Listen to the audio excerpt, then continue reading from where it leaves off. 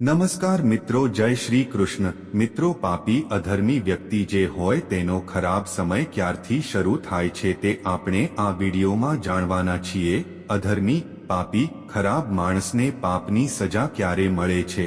આપણે આપણા રોજિંદા જીવનમાં આપણે કોઈને કોઈ પાપ તો કરતા હોઈએ છીએ। ઘણા તો બસ જુઠ્ઠાણું, પાપ, દુષ્કર્મ, અધર્મ કરીને અન્યાયથી જ જીવન જીવે છે।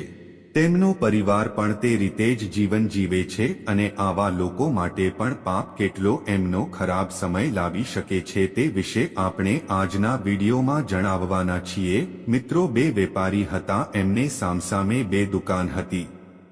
એકને હલવાઈની અને એકને દૂધની દુકાન હતી। તો જે હલવાઈ હતો તે દૂધમાં રોજ પાણી મિલાવીને વધારે પૈસા કમાઈને ખૂબ જ ધનવાન બની ગયો, જ્યારે બીજો વ્યાપારી સત્ય, સાચી નીતિથી, ઈમાનદારીથી રૂપિયો કમાવીને તે ખૂબ દુઃખી અને ગરીબ રહેતો હતો। એટલામાં ઈમાનદાર વ્યક્તિએ કોઈ સાધુ ત્યાંથી નીકળ્યા અને એમને પૂછ્યું કે, હે ગુરુજી, હે બાપજી, આ વ્યક્તિ જે દૂધમાં પાણી મિલાવીને વેચે છે અને અધર્મ કરીને, પાપ કરીને પૈસા કમાય છે, અને હું ઈમાનદારીથી વેપાર કરું છું, છતાં હું દુઃખી કેમ છું? એટલે ઋષિમુનિએ કહ્યું કે ભાઈ, ધર્મના માર્ગે જ ધન હોય છે, અધર્મના માર્ગે પાપ હોય છે। એટલા માટે તું શાંત થઈ જા, નિરાંત થઈ જા અને સંતોષ રાખ, આનું ફળ તેને ભોગવવું પડશે।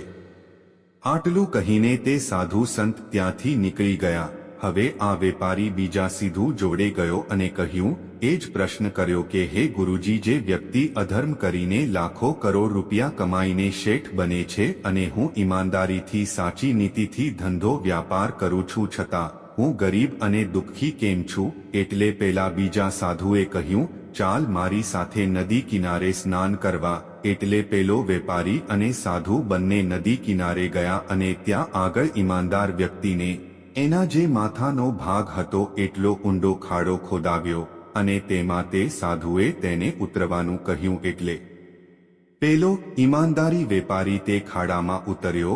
એટલે સાધુ મહારાજે બીજા માણસોને તેમાં 100 ઘડા પાણી રેડવાનું કહ્યું। એટલે બીજા માણસો અને આજુબાજુના માણસોએ તે ઈમાનદાર વ્યક્તિના ખાડામાં પાણી રેડ્યું। એટલે તે પાણી તેના ગળાના ભાગ સુધી આવી ગયું। એટલે ઈમાનદાર વ્યક્તિએ કહ્યું કે હે મહારાજ, હવે તો હું મૃત્યુ પામી જઈશ, હું મરી જઈશ।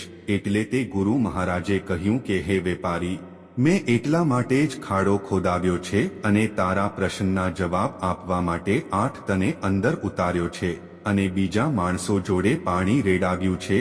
કેમ કે જે વ્યક્તિ પાપ, અધર્મ, બળજબરી કરે છે અને દુષ્કર્મ કરે છે ત્યારે તેનું કર્મ કાર્ય તેના ગળાના ભાગ સુધી ના ભરાઈ જાય ત્યાં સુધી, કે તેના હાથે કોઈ પાપ ન થાય ત્યાં સુધી એને કશું ભોગવવાનું હોતું નથી।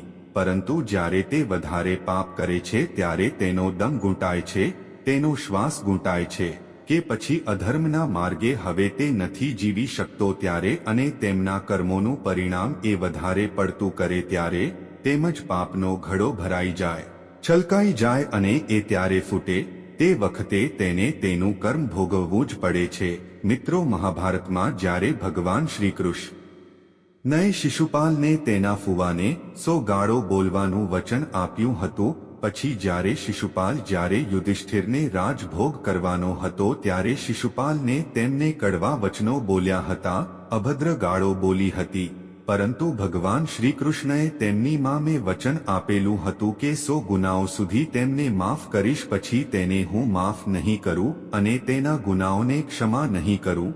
પરંતુ શિશુપાલે ભગવાન શ્રી કૃષ્ણને જાણ્યા નહીં, ઓળખ્યા નહીં અને શિશુપાલ અભદ્ર ગાળો બોલતો ગયો અને તેના પાપનો ઘડો ભરાતો ગયો ત્યારે ભગવાને તેનો વધ કર્યો। એવી જ રીતે મિત્રો, જ્યારે તમારો અધર્મનો, પાપનો માર્ગ વધી જાય છે, તમે અનીતિ કરો છો કે જ્યારે તમે કોઈનું દુષ્કર્મ કરો છો ત્યારે તમારે પાપ વધી જાય ત્યારે તમારે તેનું કર્મ ભોગવવું પડે છે। અને ધર્મના માર્ગે, સાચા નીતિના માર્ગે, ઈમાનદારીથી કમાયેલું ધન કે પૈસા ક્યારે ખોટા માર્ગે જતો નથી અને અધર્મથી કમાયેલો પૈસો, ખોટા માર્ગેથી કમાયેલો પૈસો અને અનીતિથી કમાયેલું ધન તમારા ખોટા માર્ગે વેડફાઈ જાય છે અને તેનું તમારે કર્મ ભોગવવું પડે છે। તો મિત્રો આજનો આ વિડિયો તમને ગમ્યો હોય તો વિડિયોને એક લાઇક, શેર અને ચેનલને સબસ્ક્રાઇબ કરી કોમેન્ટમાં તમારા ઇષ્ટ દેવી દેવતાઓનું કે કુળદેવી દેવતાઓનું નામ ચોક્કસથી લખજો. તો મિત્રો આજની સ્ટોરી કેવી લાગી તે કોમેન્ટ કરીને જરૂર જણાવજો. અને વિડિયો સારો લાગ્યો હોય તો વિડિયોને લાઇક અને શેર જરૂર કરી દેજો. અને મિત્રો અમારી ચેનલ પર નવા હોય તો અમારી ચેનલને સબસ્ક્રાઇબ જરૂરથી કરજો. તો મિત્રો ફરી મળીશું એક નવા વિડિયો સાથે. જય સ્વામિનારાયણ, જય શ્રી કૃષ્ણ, હર હર મહાદેવ.